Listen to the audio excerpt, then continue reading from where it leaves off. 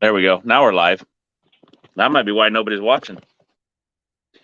Good afternoon. The old prospector here out in the God created world again. That beautiful day that it is. It's going to get muggy today.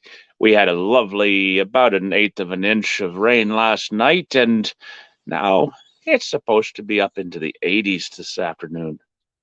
Oof. So we'll just wait a little bit. CJ, you can chat with me while we wait for people to get on here. Ezra's going to do some tagging, I am sure.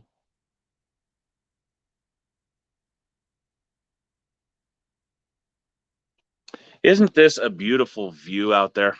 I mean, look at that view. CJ, is that not gorgeous or what? Don't look at the trash over there that Amos hasn't got cleaned up. It's all of his projects. Yes, it is pretty. Should have seen it this morning with the fog on the with the fog out. Just the mist kind of rising up from being the rain last night and the cooler temperatures. There was just the light mist coming up and just absolutely gorgeous. I thought about going live on my way down to work. That would have been cool. Oh, my neighbor's going out to check on the cattle. Oh, I gotta wave at him.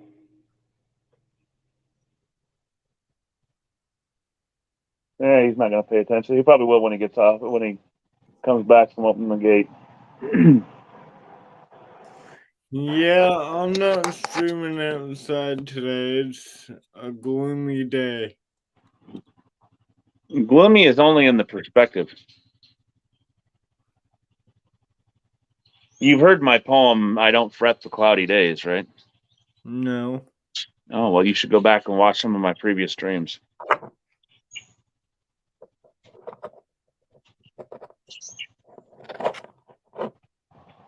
I'll have to send it to you or something. I don't have it with me. It's on the computer, but I'm not near the computer. Ezra is. Hi, kitty.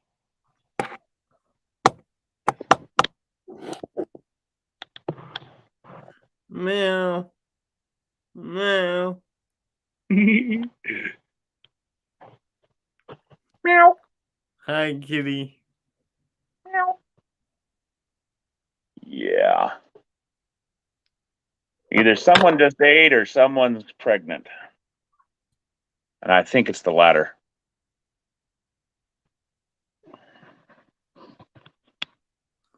She's pregnant?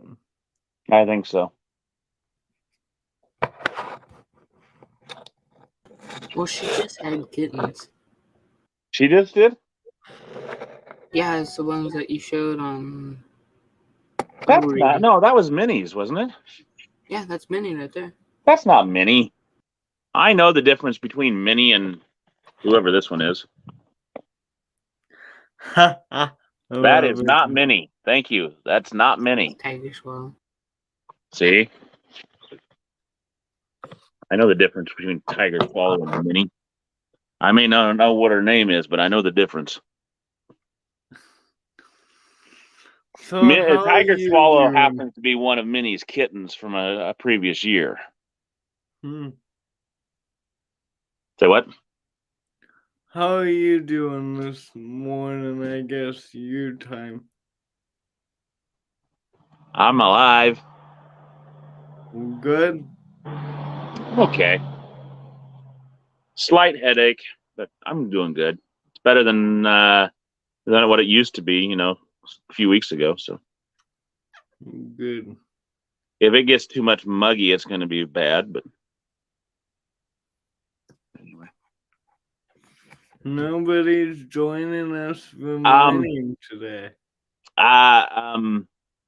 Confession: I finished morning devotion at 11:16. So you're going to have to give at least Teresa a few minutes to before she'll be ready to come back in. Wow.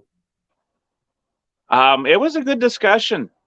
And we had a lot. We actually had like 6 people there total originally, Oh. maybe 7. So we had Teresa was the first to join us. Sam, Sean joined us for a little while. Reba, Laura, Debbie, Pat. Although Pat did his usual howdy, and I think he listens more than he does anything. And then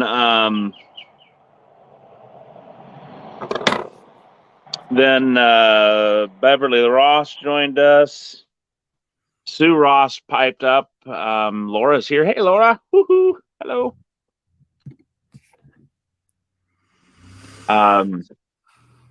And did anybody else? Vera joined us, and one of my other one of our other sisters in Christ who doesn't join us for the reading or anything. She actually has a few times popped in, never said anything, but she's been there. She's watched a few times, at least for a little bit. Nancy Cerberali, and she's from Virginia way. Has Wow. and she also was joined kind of towards the tail end. But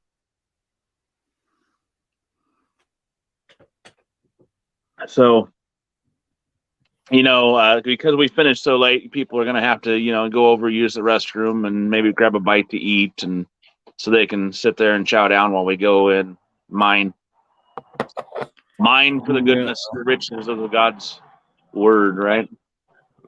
After this one, I'm going to be eating. Mm-hmm. That's what I'm going to plan on doing too after I get done. Don't know what we'll do though. Laura says it was a good discussion. See, I told you it was a good discussion. I just didn't get a comment at all. Work got in the way, Yes, but we know you were there listening, Laura. So that makes it all worth it. I'll be somewhere listening. I'll be somewhere listening. I'll be somewhere listening for my name. Yes, for my name. I'll be somewhere listening. I'll be somewhere listening. I'll be somewhere listening for my name. we had an alto in one of the congregation where I learned that song, and she had a really beautiful alto voice, and I can never sing that song without remembering her singing it. I don't feel guilty. At least you're there participating, and then when you do get a chance to pipe up and offer some your perspective, your answers, it's enough that it helps the discussion along, Laura. So don't feel guilty. And we're glad you're remember, these are all on our page. Yeah, you can always go back and watch later and pipe in. Not that we'll ever be able to discuss it live, but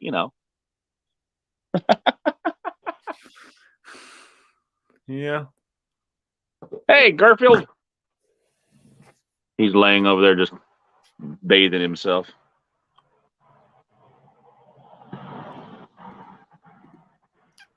It's grooming. Hi. What's the difference? For a cat, what's the difference? Laura says, that's one of my favorite songs. My nephew Alex would lead that song all the time when he was attending services. And I'm an alto, and I love that part in the song for us altos. I love a lot of the songs that have alto parts to them, Laura. When they chime in like that, it's just really pretty.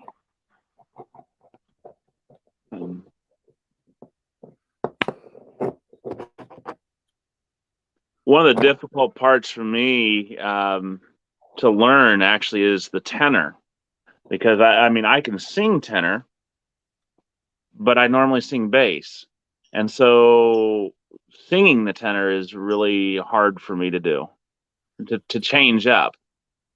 Well, Levi, if the notes go up, you go up. If the notes go down, you go down. That's right. That's all you And I need to do. know. But I like to sing bass, where usually when the notes go down, you go down. And then the notes go down and you go down. Can't get that low.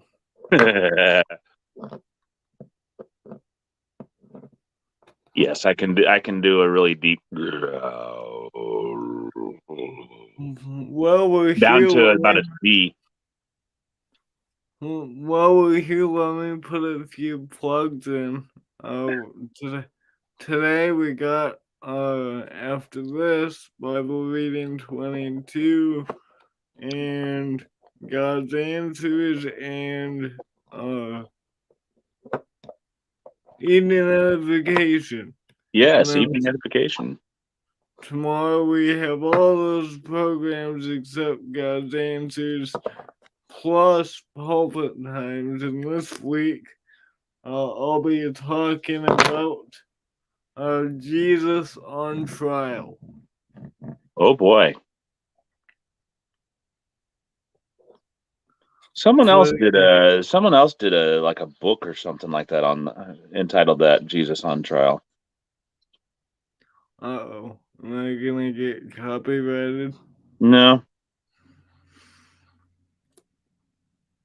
Trying to remember. It runs in my mind it was probably Josh McDowell, but I don't remember.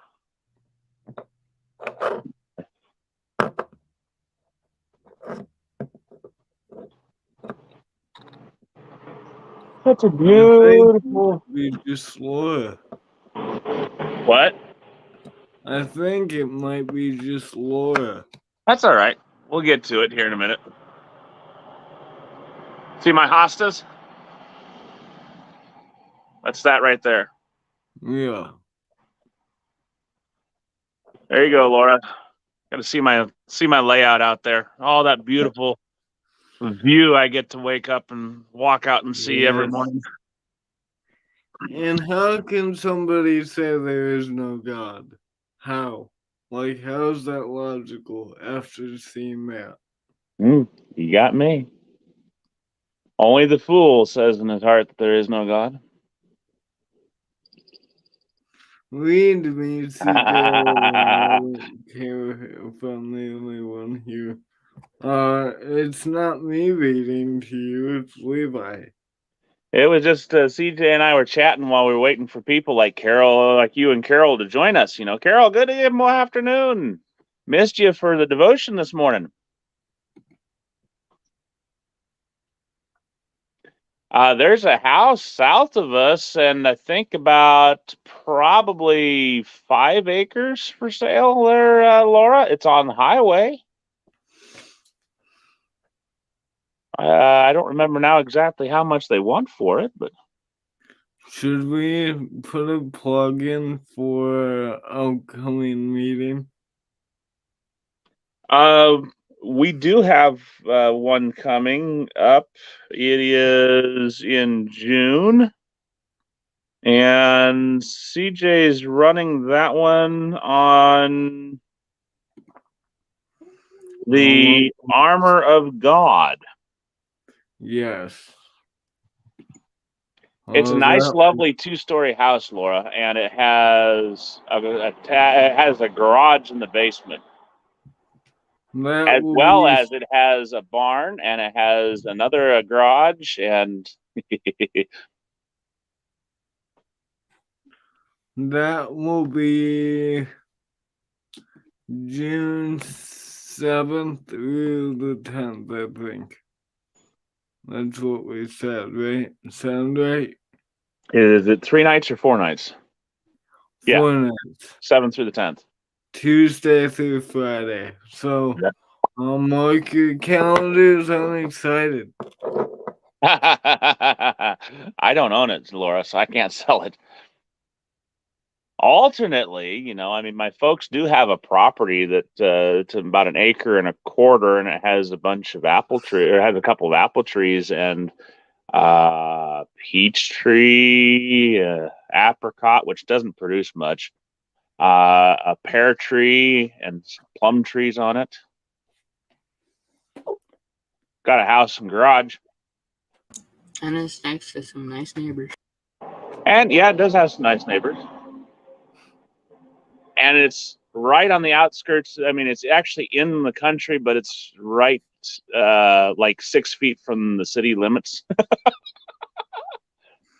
Literally. It's that close to town. It's 6 feet from the city limits. So it's in the country, but it's not in the country. Barely in the country. Yeah, it's literally in the country, but it's so close to town you could spit. No city tax. The city tried to charge me. It's actually on city water and sewer, by the way, but they tried to tax me for when we lived there, because we used to live there. They tried to tax me for trash, and I went because they attached that onto the water bill, and I went into them. I said, "What's this?" And they said, "It's for trash." I said, "But I don't get." They don't have city pickup, by the way. What was that? They don't have city pickup of trash. This is an agreement they have with the landfill, and in order to support the landfill, they tax all the residents of the city for a tax fee. And I don't understand it all. I don't get it. But anyway, I said I don't live within the city limits, so you can't assess me that. Yeah, you do. The clerk said, no, I don't. I said, we argued about that for about 5 minutes. Finally, I took her over to the big city map on the wall. And I showed her, I said, here's the city limits. I said, here's my property line. We're 6 feet.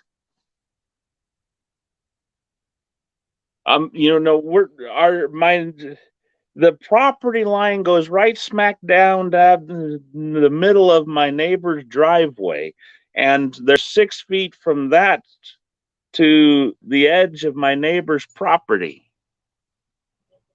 which is where mine begins. How can you say that I'm in city property, city limits? Oh, well, I'll have to check on that. I got a rebate for all the the landfill fee that I had been paying for like 6 years. Whoa, why are you off and leaving Michigan? I'm here. Yeah, I don't like those 3 to 4 feet from the road type houses.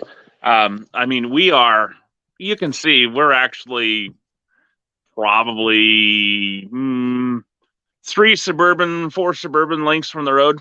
We're a decent amount away. So what was the result of that? Did you have to pay the trash?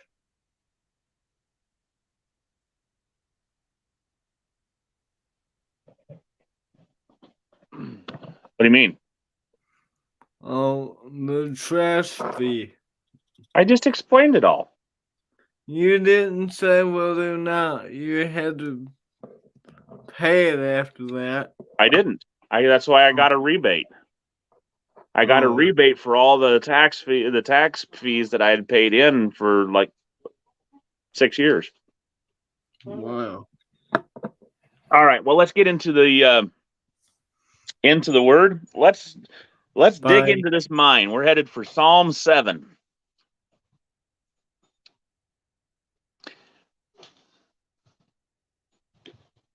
So let's read. Let's dig, y'all. Aye, there be a gold in these pages. Shigion of David, which he sang unto Jehovah concerning the words of Cush of Benjamite. O Jehovah my God, in thee do I take refuge. Save me from all them that pursue me, and deliver me, lest they tear my soul like a lion, rending it in pieces, while there is none to deliver. O Jehovah my God, if I have done this, if there be iniquity in my hands, if I have rewarded evil unto him that was at peace with me, yea, if I have delivered him that without cause was mine adversary, let the enemy pursue my soul and overtake it. Yea, let him tread my life down to the earth and lay my glory in the dust. Arise, O Jehovah, in thine anger. Lift up thyself against the rage of mine adversary, and awake for me. Thou hast commanded judgment. And let the congregation of the peoples compass thee about, and over them return thou on high. Jehovah ministereth the judgment to the peoples. Judge me, O Jehovah, according to my righteousness and to mine integrity that is in me. Oh, let the wickedness of the wicked come to an end, but establish thou the righteous, for the righteous of God trieth the minds and hearts. My shield is with God, who saveth the upright in heart. God is a righteous judge, yea, a God that hath indignation every day. If a man turn not, he will whet his sword. He hath bent his bow and made it ready. He hath also prepared for him the instruments of death. He maketh his arrows fiery shafts.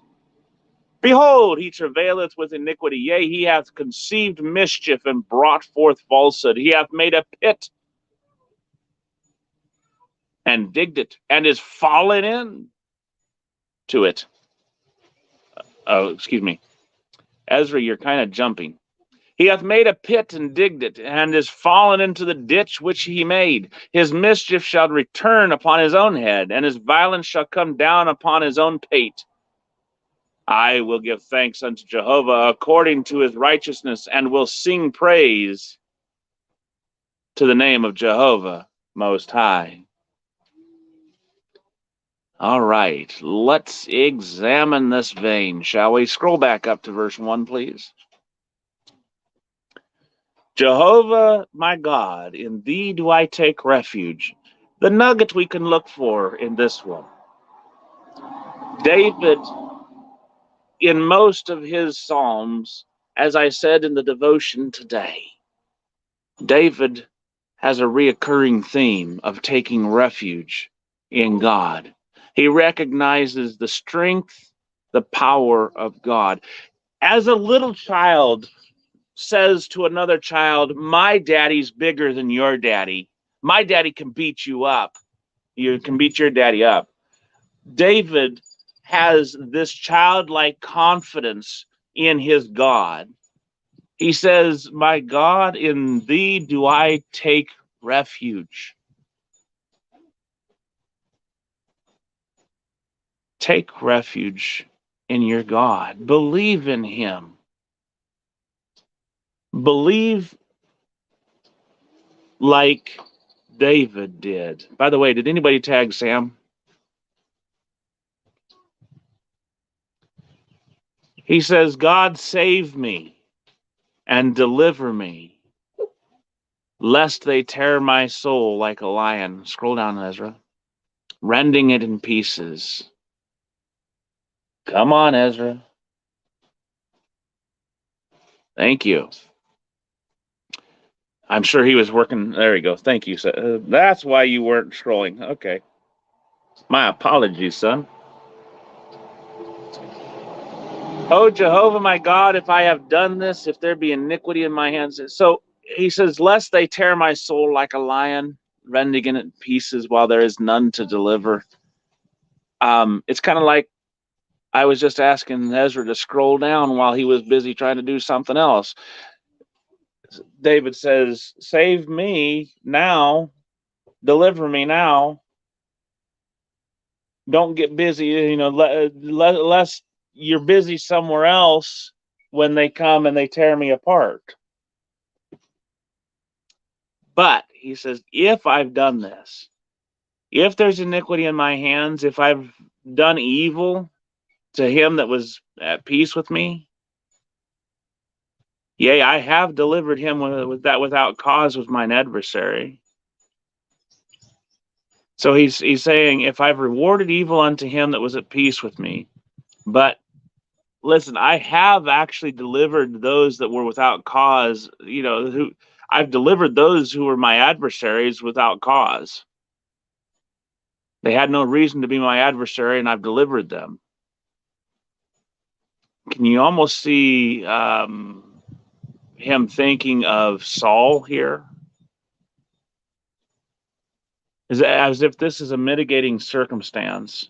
If I've done this, if there be iniquity in my hands, if I've rewarded evil, but in reality I haven't, God. But if I have, then let the enemy pursue me.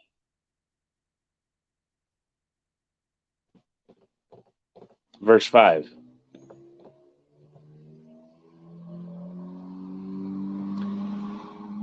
Let him overtake my soul. Yea, let him tread my life down to the earth and lay my glory in the dust. I don't deserve to live if I've done this. I don't deserve your deliverance. I don't deserve your salvation if I've done this. However, I trust in you. That's the attitude. We need to recognize that if we have, that we deserve punishment, or we really do. We deserve punishment for what we've done that put Jesus on the cross. We don't deserve God's salvation. We don't deserve his deliverance.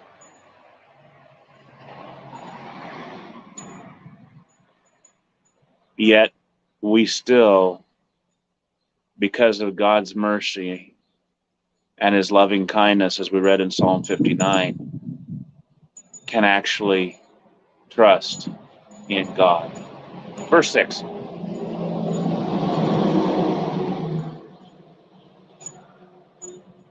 After that bit of meditation, David turns his attention. He says, Arise, O Jehovah, in thine anger. Lift up their rage against mine adversaries. This attitude of my adversaries that have surrounded me, that are trying to tear me down, that are trying to pursue my soul and overtake it, like what Cush is trying to do to me.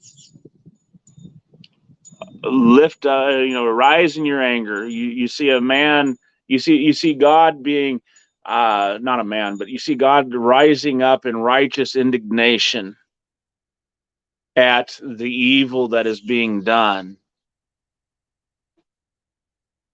and coming to the defense of his friend, of his loved one in his rage. Let us be such that God will arise and come to our aid, because God is just. Awake from me, thou hast commanded judgment. Bring them into judgment, in other words. Let the congregation of the peoples compass thee about. This is the judgment here, guys. This is not the judgment, but this is judgment. What happens when you have the congregation of the people? They come around, they listen, they set in judgment. And you have God as the righteous judge. Arise in anger, he says. Scroll back up just a hair, couple lines. Lift up yourself in against the rage of mine adversaries. Now, he's not saying that the God is in rage against his adversaries. Rather, he is standing against the rage of David's adversaries. Rise up and stand before me, protect me. Let the congregation of the peoples compass thee about in judgment. Then over them sit on high. Here again, we have the judge. The judge sits above the people. He's commanded judgment. Jehovah ministers the judgment to the peoples. Judge me, O Jehovah, according to my righteousness. Look at my works. Have I done the iniquity that that Cush is proclaiming? Have I done? Has there been any evil in my hands? Judge me, O Jehovah, according to my righteousness and to my integrity that is in me. Think of the confidence that David had. I am keeping your law. It's like, what reference was that I used, CJ, in the first verse of your opening song for morning meditations? Oh, how I love thy law. It is my meditation all the day, all the night, morning and night. That's Psalm 119, isn't it?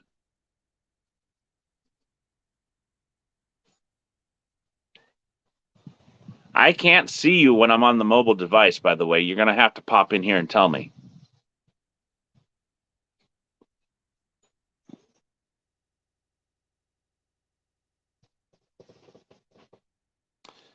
But David is carrying this idea. Yes? Hold on. I'm looking it up. I'm holding on to this balustrade here. Yeah. I've got my glass of tea in the other hand. Is that good enough to hold on? In Psalms 119:97. Thank you.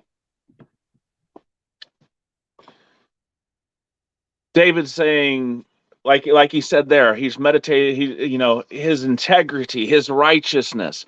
Now, people want to say that we cannot be righteous, that we cannot do righteous. David said, judge me according to my righteousness.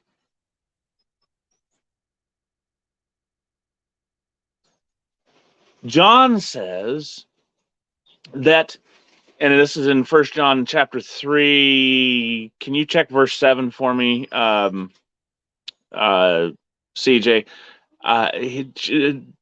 John says that he who does righteousness is righteous, even as he is righteous. We can do we can do righteousness, and we are righteous. Just like Jesus was righteous, just like God is righteous. If we do that which is right, then we are righteous. Is it enough for salvation? Absolutely not. Go ahead. Yep, 1 John 3:7. Thank you. But David had confidence. He says, judge me according to my righteousness. When we come and stand before the righteous judge, having been servants of the Most High God, we are unprofitable servants. But if we are servants of God, are we not doing righteous deeds? Are we not doing righteousness? And therefore we can stand confident in his righteousness, in his and in our righteousness, because we've been doing his righteousness. Does that make sense? And we can stand before God. Go ahead. Clear as mud. Does that make sense? Clear as mud? I'm Really? kidding, mate. Does that make sense? Yeah. Okay. Thanks, Mud.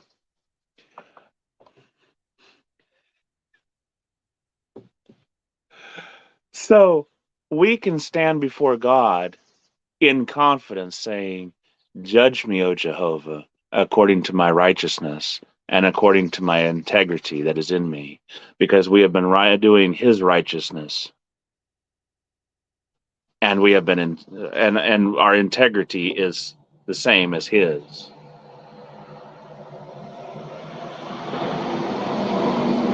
That's a nugget for you right there. Scroll up to verse 9, please. Sincere desire here, guys. You and I should have the same desire. Oh, let the wickedness of the wicked come to an end. Jesus does make us righteous, right? Let the wickedness of the wicked come to an end. But establish thou the righteous. For the righteous God trieth the minds and hearts. For the righteous God trieth the minds and hearts. God told that to Samuel when he chose David out of all of his brethren. Man looks on the outward appearance, but God looks on the inward. He tries the hearts and minds. David proclaimed with absolute certainty and confidence, my shield is with God, who saveth the upright. In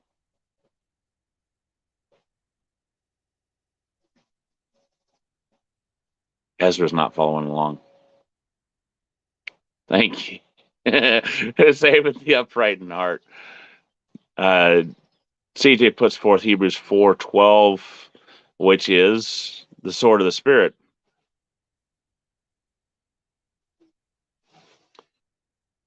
My shield is with God, who saveth the upright in heart.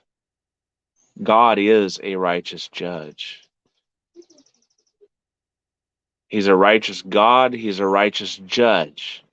Yea, a God that hath indignation every day. If he's a righteous God, judge and he's a righteous God, he has righteous indignation over the sins of man, over the wickedness of the wicked.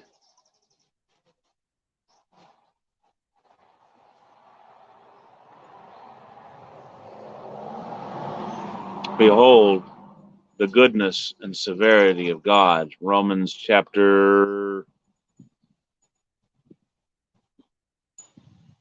I want to say 10.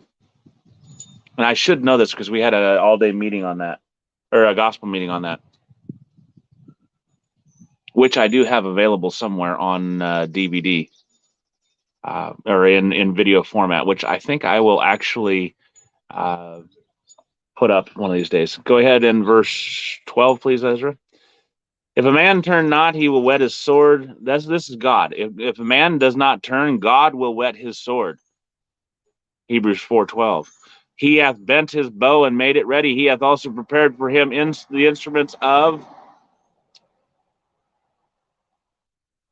13. Death. He maketh his arrows fiery shaft. God is ready for punishment.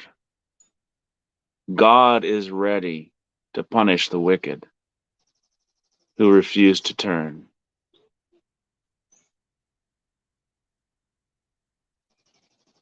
The wicked, the man who does not turn, travails with iniquity. He's conceived mischief and brought forth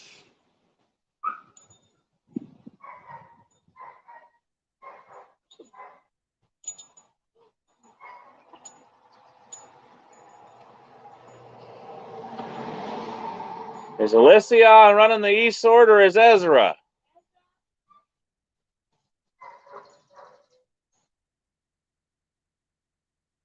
Ezra, pay attention, please. All right. Brought forth falsehood. He hath made a pit and digged it and has fallen into it. This is the man who refuses to turn. His mischief shall return upon his own head, and his violence shall come down upon his own pate. Pate is a fancy English word for head. I will give thanks unto Jehovah according to his righteousness, and will sing praise to the name of Jehovah Most High. Listen, God is looking out for the righteous. God looks out for the widows. God looks out for the poor and the downtrodden. God looks out for the righteous. He will judge the wicked. Romans 12, verses 17 through 21. It will be in his time. Let us be patient and wait. So let's consider these nuggets today, shall we? Let's have confidence to run to God. Let's believe in God and in his deliverance, his refuge, his strength. Let's have confidence in the righteousness of God. And let's end like David and sing praises unto God.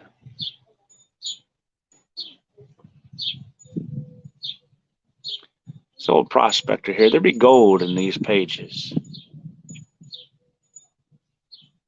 And I'll join you on the next adventure. See you then. God bless.